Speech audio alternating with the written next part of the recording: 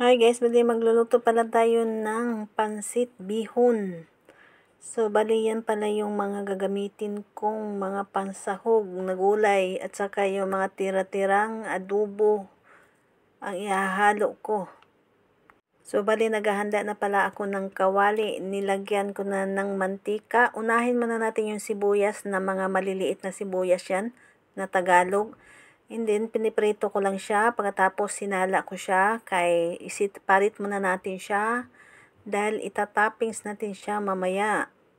Yan, nilagay ko siya sa tissue paper. Bali, ang itlog, prito na natin. And then, itatabi ulit. Pagkatapos sa itlog, naglagay na ako ng bawang. Haluin muna natin. Sunod ko na yung sibuyas. Bali, haluin lang natin siya. And then, sinahog ko, bali yung mga tira-tirang adobo at saka yung mayroong kaming manok na litson. Bali, nilagay ko na yung carrots at saka bagyo beans. Haluin muna natin. And then, nilagay ko na yung repolyo. And then, haluin muna natin siya. Pag medyo okay na, ilagay ko na yung konting toyo. Naglagay na pala ako ng pangpalasa. Magic sarap. And then, paminta. And then yung sabaw ng adobo. Tapos naglagay na ako ng tubig. Maglalagay tayo ng oyster sauce. Pangdagdag lasa.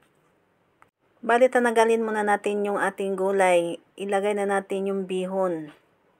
Pagkatapos pala ilagay natin yung bihon, bali, tatakpan muna natin siya at para naman mag-reduce yung kanyang sabaw. Bali, binuksan ko na pala siya. Haluin muna natin. Ayan, nag-reduce na ang yan sabaw. Nilagay ko na yung kalahati muna doon sa pangsahog natin. Bali, magpakita naman tayo sa video. Para naman masabi ay ating content ito, sarili nating gawa. Bali, sa part na pala niyan, luto na yung ating pansit. Pero, titikman muna natin kung tama na ba yung lasa. Kasi hindi ako naglagay ng asin. Bali, toyo lang yung nilagay ko. Sa part na yan, bali okay na yung ating pansit. Ilagay na natin siya sa plato.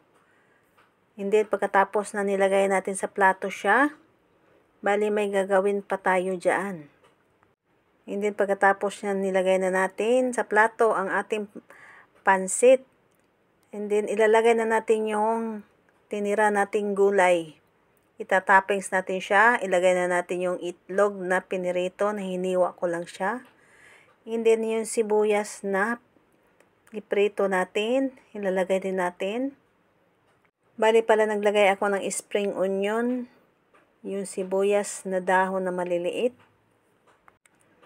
Bali ready to servings na ang ating pansit.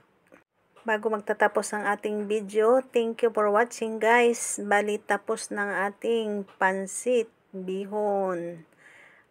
Thank you for watching. Bye!